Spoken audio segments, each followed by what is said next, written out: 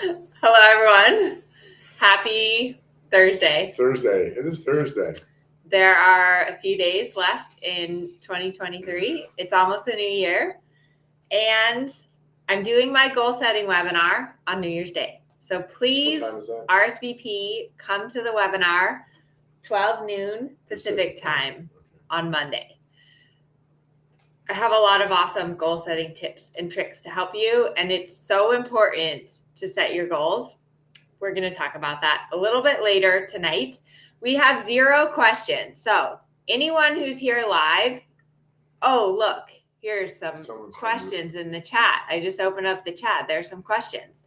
That's great that there's some questions. So we will be answering your questions. We're going to be talking about Herman's office hours. I'm going to be talking about my goal setting webinar. And I will put the link for you to RSVP in the goal setting webinar in the chat. So our first question, let's see. Oh, here's a question from Kina. Herman told me I could put marks on my rubber reins for my hand since I don't have rein stops. Where do I want the marks, and do I need 2 to 3 sets of marks? So once you've shortened the reins to the appropriate length, then you go, okay, that's it, and you mark it there.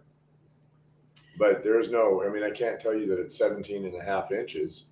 Yeah. When you're walking around and you supple and you get his face vertical and he's round, then you say, okay, that's where that is. But I think, Kina, it's the tape markers are just for visual tape. They're just for a visual cue. But we definitely recommend having either thick rubber reins or reins that have stoppers. I think she had the rubber reins. Oh, okay. So then it'll grip, and then she'll know where to do it.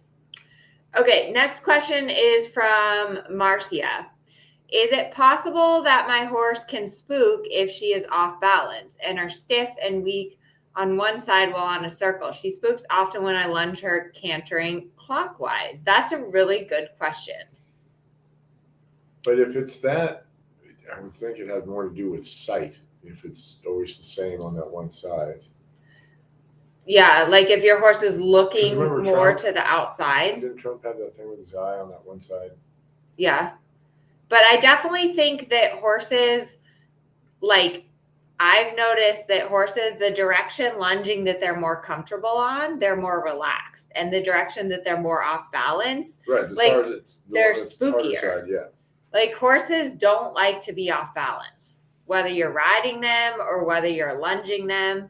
So when they're off balance or when they're sore or uncomfortable, and then they spook.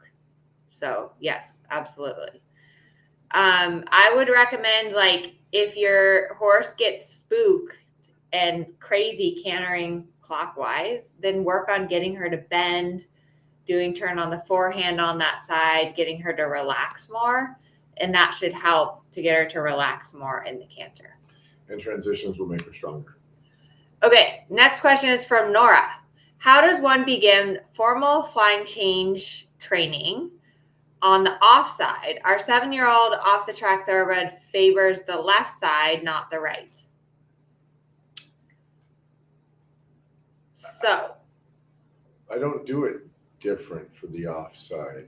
Well, what's important is if your horse favors one lead versus the other, you need to get the leads more even before you start working on the flying changes. You need to really be able to have a balanced left lead canter, a balanced collected left lead canter, and a balanced collected right lead canter. Because if one lead is way better than the other, then changing back to the harder side is going to be quite difficult. Yeah. You need to, the weaker side needs to get way stronger, because otherwise the horse will never want to switch back. Yeah. So work on really getting, it says a horse favors the left side, not the right. So you need to really, really work on improving the quality of the right lead canter. And walk canter transitions. A million walk canter transitions. Because the flying change is really just a walk canter transition done at the canter. So lots of walk canter transitions. And thank you, Barbara. Yes. So Barbara brings up a good point. I was Tell on- us what you did last night. We took off the training wheels, and I did my very first on solo. Although Lexi helped me a ton, right? Like she Yes. made it all happen for me. I just had to talk. But I did my first office hours solo flight. So for those of you who don't know what he's talking about, inside of Strides, which is our like ongoing monthly program, we do office hour sessions. And that's, I think. So people send in their videos, 2-3 minutes, and one of us on Team Amelia takes a look at it. So Yeah. last night I did my office hours solo. But I think it's a really great opportunity to get a little bit of one-on-one feedback, because while like we follow the training scale and there are certain exercises and sequence, every horse and rider is a little different. And sometimes you just need that Eye on the ground. Yeah, it's an eye on the ground to say like, oh, you need to do this differently. You need to do this differently. And the office hours, I'm going to argue that they might be more helpful than a lesson, because you can actually see what you're doing wrong. And we can pause the video or replay a transition and kind of show you the steps of like, here's where it started to go wrong. Here's what you need to improve. Here's your homework for the next time. So Strides is my favorite program, and we're going to be opening enrollment on New Year's Day. So after the goal setting webinar, Strides will be open. We don't open it very often. So if you've been like dying to join Strides, now soon will be an New Year's Day is the chance. So what are some other big takeaways from your office hours last night? It just really came home, just remember thinking that contact is just an important part of, there's a reason it's in the training scale. And, nobody's driving a car without a steering wheel. And so, your horses need contact, and that contact is their security. And that doesn't mean anybody's holding or preventing or strong. It's just you cuddle your puppy when you carry it, the contact gives your horse security. Yeah. The contact So allows you to. When I was, because I have a horse that is quite difficult, right? Fidget is, incognito is quite difficult. And so, when I see that, and it reminds me of things that I should be doing on my horses. So yeah, it's good. But there's a balance of like contact versus hanging on your horse's mouth. Right, so how do you balance that? Contact is not hanging on your horse's mouth. What is contact? You've got some weight that's elastic. It's like a rubber band. It's a bungee cord, right? You allow the horse to go forward, yet you still hold the reins. You have to hold without holding. And how do you influence your horse in the contact without, like, correctly? How do you correctly influence your horse in the contact? You still allow the horse to go forward, and you supple. I think contact, though, and connection, it's the hardest part. It is difficult. For sure is. Until you have felt it, right? It's like, okay, so describe the color blue. If you haven't seen blue, you have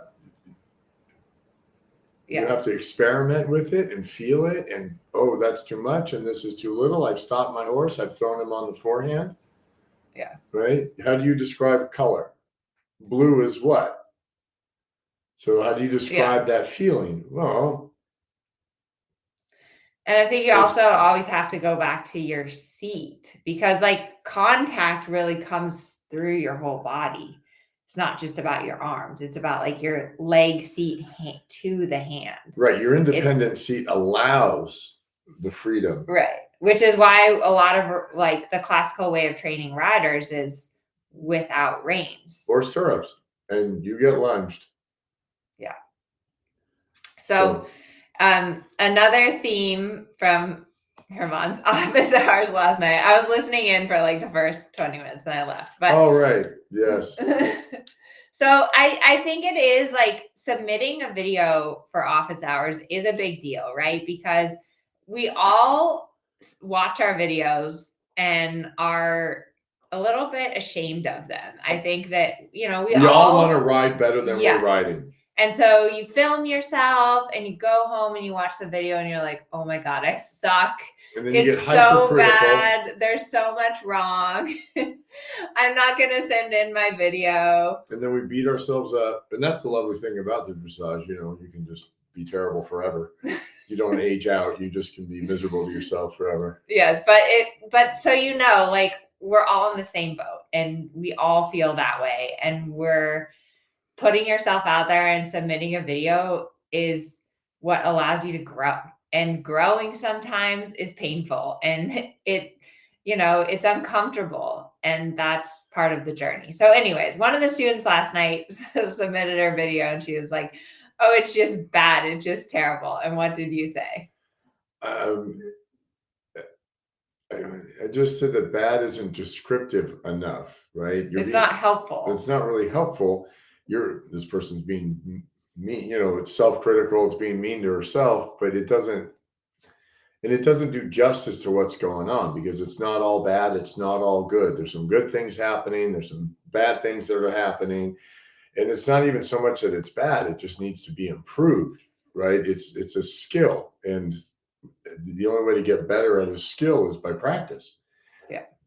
And so then dismissing everything, and that's the issue, dismissing everything out of hand isn't constructive. It doesn't help. It doesn't lead to anything. Yeah. And it's difficult to remove the emotion out of all of it and just look at it objectively and say, okay, this is okay, that's not okay. And then why is it not okay? And then you can take some action. Yeah. But just throwing it all, dismissing all of it because it's bad it doesn't help. It's just not helpful. Yeah. And since I've been getting ready for this goal setting webinar, and I've been listening to a lot of books and lectures, and there's so much evidence that when you are positive, that it opens you to more and more opportunities. Because like when you see, the good in what you've achieved with your horse, or like the good in a transition, it allows you that room and that idea, like that you can improve and that you can get better. And so while yes, you need to see like, okay, this is what isn't quite right, you also need to see like the gain and what has improved. And that's super, super important, especially because riding and horses is really hard and progress is so slow. Like it's so incredibly slow. And that's why the judges have a range of numbers, because otherwise it would be only zeros and tens. Yeah. But there's a range in there because some things are all right, some things are more than all right, some things, unsatisfactory, satisfactory, insufficient, fairly good, good. There's a range to what we're all doing. Yeah. Yeah. But it's always, I've worked with a lot of students, and it's always the ones, I don't know if you've noticed this, but I feel like my students that are generally positive and optimistic and like believe in themselves and believe in their horse, those are the ones that make progress. And I think that that's really, really important to keep in mind. Not to say that you shouldn't be like delusional. Like you shouldn't be like, oh my God, I'm the best rider ever, I'm going to the Olympics tomorrow. But just having that positive outlook is super important. As my friend says all the time, reality is an acquired taste, and it's not for everyone. Yeah, but you've got to like be grateful and see the good in the world, and be realistic. Right, because it's not all bad and it's not all good. Yeah. So anyways, I'm doing a goal setting webinar on Sunday. I've made up a little worksheet. So if you want to get the worksheet, RSVP, I hope you can come live, because I'm doing a super secret segment only for people that come live. But basically what I've done, so I filled this out for my horse, Luigi. And basically what I've done is at the beginning, we're going to set a goal. We're going to set a big goal for ourselves. And setting goals is really, really important, because it gets you excited, it gets you motivated, it gives you a destination, like something that you're working towards. And especially at the beginning of the year, it's a really good time to reflect on the past year and then set some intentions for the year ahead. So what are some good goals? What are some good riding goals for people to set? Herman always, I feel like one thing you always get your students to do is to work towards getting their medal. Yeah, I think that's because it's important to have achievable goals. So first, I want to be the all-being master of time, space, and dimension, and then I want to get my bronze medal. So what is a bronze medal? That's 2 scores of 60% or higher at first, second, and third level, and then silver medal is the fourth level in and pre-St. George. And gold medal is Either the intermediate 1 or 2, and 2 from the Grand Prix. Yeah. And a lot of your students have gotten their medals. Yeah. Yeah. I push them along on that.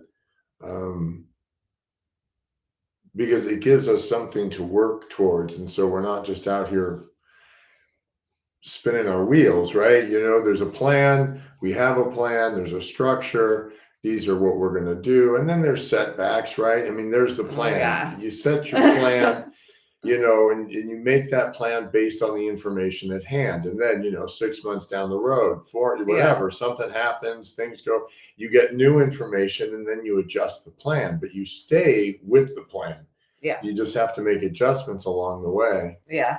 And to be honest, I've failed at a lot of goals. And when you set a goal, you're going to fail, right? You're going to have setbacks and things are going to come up. And so you have to kind of right. Setting a goal isn't like opening a Christmas present.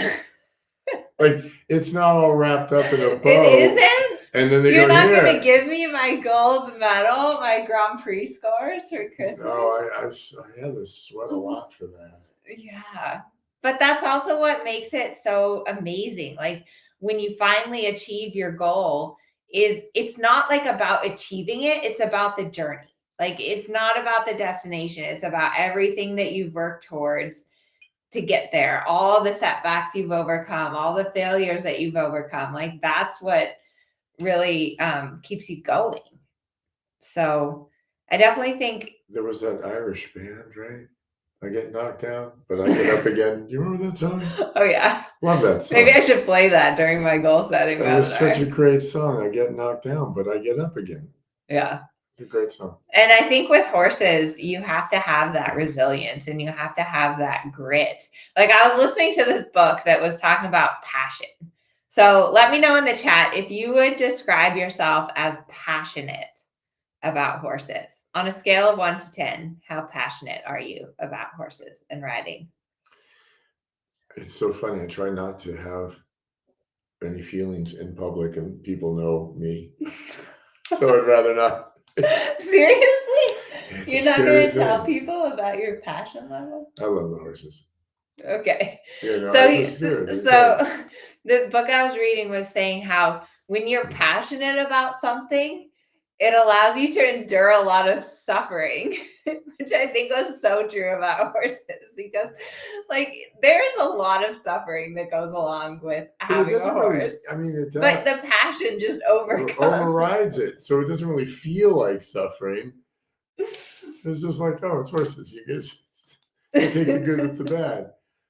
Yeah. And you just keep when I that phone call at 2 a.m. New Year's, and I had to run to the barn. Oh man, nobody wants that call. No, but with horses, it is just one setback after the next, and sometimes you're why do I even do this? And it's the passion that keeps you going. That you're because I feel weird when I'm not riding. Yeah. Right, it's like an addiction. I feel off, and I feel like things just aren't right in the world when I'm not riding. We should start a 12-step program for horse addicts. I'm acutely aware when I'm not riding. Yes. Okay, so bottom line, come to the goal setting webinar because we're going to set a BHAG, and then we're going to do all of the different categories specific to riding. And you'll learn about some of my goal setting failures. Okay, a few more questions. So I recently started schooling my horse off property to prep for our first show. He's normally pretty quiet, but when schooling at new places, there's much tension, so much that our first several canter transitions come with their fair share of bucks. Do you have suggestions on how to prevent these? and diffuse tension in new places in general? I would start with lunging Groundwork. and I can't believe you mentioned that. I thought you were going to be like, just get on and ride through it. That's what you would do. right. That's what I would just get in a 2-point and go scare people in the warm up because why not? But lunging and let the horse go forward, right? Because he's got all that. You got to let steam out of the pot, right? So it's a little bit like a pressure cooker. So you just let them go forward and get some of that steam out of the pot. And if you don't want to sit through it, do it on a lunge line. How was that? Very diplomatic. Well done. Okay. There's another question here from someone else on Facebook. I signed up for your online workshop, got COVID, and couldn't watch or work with my horse. Can I retake this? Yes. So pretty much all of my programs, if you sign up for them, you have lifetime access. So you can always go back and rewatch them. We're actually pretty exciting. We're moving onto our own platform. So all of our courses are going to be on ameliasdressageacademy.com. It's very fancy. The videos play a lot better. It's like all very exciting. I started out doing these courses like 4 or 5 years ago, and we used a platform called Teachable, which was great, but we've kind of outgrown Teachable. So we're moving up from the training level platform to the Grand Prix platform. There's a lot of new buttons. Yeah, I mean, it's but ours. It's exciting. Yes. So it's very exciting. We have a lot more control. Be in-house. Okay, another question about groundwork. If you're planning on lunging and doing groundwork only, how long would you suggest doing each of these activities? Also wondered what diameter circle you recommend lunging. Guess what? I'm doing a webinar at the end of January about, well, it's going to be about teaching your horse to pee off in hand, but I will be talking about some other groundwork stuff. So what's your recommendation? 20-meter circle and don't do more than 5-6 minutes in one direction. Change directions frequently when lunging. I think with lunging, it's like, and I just try to watch when my horse starts to breathe, and you can just see the body change where the horse just starts to settle and relax. Yeah. And now that varies from person to person. I mean, I'm willing to get on a horse that's not as relaxed, say, as some other riders, but you see the horse it just starts to change and calm, and that's when I'm ready to go. But I think like if you're only going to lunge, it's important that you have a purpose to your lunging, right? That you just don't go out and like let your horse run it's wildly. Not about go gallop around until he's too tired to misbehave. I like the lunging to make transitions and help the horse get on the aids and get bent and all of that. Just so you want to lunge how you would ride. So you want to start out, like if I'm just going to lunge my horse, if that's like today's workout plan, I start out with 10 minutes of walking, maybe hand walk around the property, walk them on the lunge line. Like you don't want to just start galloping them around. Then I usually start them out a little lower and rounder with the side reins a little bit lower so they stretch. Like Herman suggested, frequent changes of direction. Then usually, like once they're stretching, I raise the side reins up, just like you're riding. Like you start them a little lower. Low, and then you bring it up. Because you don't want them just running around on the forehand the whole time. Transitions, like Herman mentioned, walk breaks. But yeah, there's definitely a technique to. There's an art to it. Yeah. As we're talking about it, there's an art to it. It's just not wild. You're not trying to fly a kite. Yeah. There's an art and there's a skill. And you have to really have like the correct groundwork foundation before you start being able to lunge really correctly. And I show a lot about lunging and long lining in my groundwork masterclass, my dressage groundwork masterclass, because I don't show a lot of it publicly, like on my YouTube channel. I don't show how to long line because it's a very high skilled activity, and it's really important that you do the correct steps, because if you just try to put long lines and side reins on your horse, there's a high likelihood that they might panic and freak out, and you might panic and freak out because you're holding on to all these lines. So it's definitely a skill set that you have to develop. Okay. Let's see. Robin says best wishes to you both.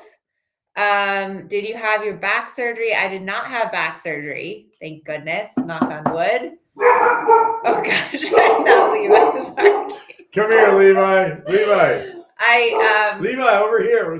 I Levi. had my Come back injected and Come now here. I'm fine. Stop. Okay. Okay, let's not knock on wood anymore. Okay, here's a good question. My new horse is a 19-hand That's a big Shire horse. warm blood gelding. He's 14 years old, very much unbalanced. Would you please advise the first step to help him? What would I do first? Groundwork. I would do groundwork. Oh, someone loved your kneading the bread analogy in office hours. What's your kneading the bread analogy? In case they weren't in office hours. I asked her if she because all my stuff is food, right? Everything. They're all food. All my analogies are food. Yeah, all of my writing, I think about cooking. So there you go. And when I talked about the scrambling eggs and the suppling or whatever, and then I asked her if she ever baked bread. And so when you have to, knead the bread, the dough to make the bread, although you don't do it with both hands at the same time when you ride. You're going to knead bread with one hand. Don't do it with both. Just one.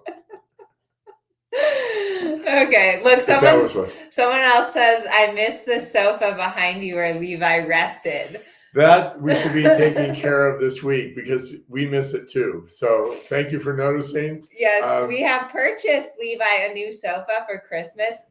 If you were here last week, we gave each other the gift of not giving each other gifts. But we did buy Levi a very expensive gift. So Levi is getting a new couch. And we just got pick it up tomorrow. Yeah, we just got a sack, coal in our stocking, which was great because that way we have a couch for him. But they were supposed to get that tomorrow, and they sent us a thing that they were busy, and I will get it soon anyway. Kina said it looked like you were milking a cow, not kneading bread. Well, I've never milked a cow. Have you kneaded bread? I've baked. Oh, okay. With my grandmother, I baked a lot. I made a lot of apple pies and bread and stuff when I was a kid. All right. It was very nice. Alrighty, everyone. I hope to see you on Sunday. Someone in the chat was asking, how do you get the worksheet? You need to RSVP for the webinar. We'll send you the worksheet. The webinar's on Monday. I think I just said Sunday. Monday, New Year's Day, goal setting webinar. Pacific. Yes. I'll be milking a cow. I've got a new skill that I didn't know I had. Okay. Good night, everyone.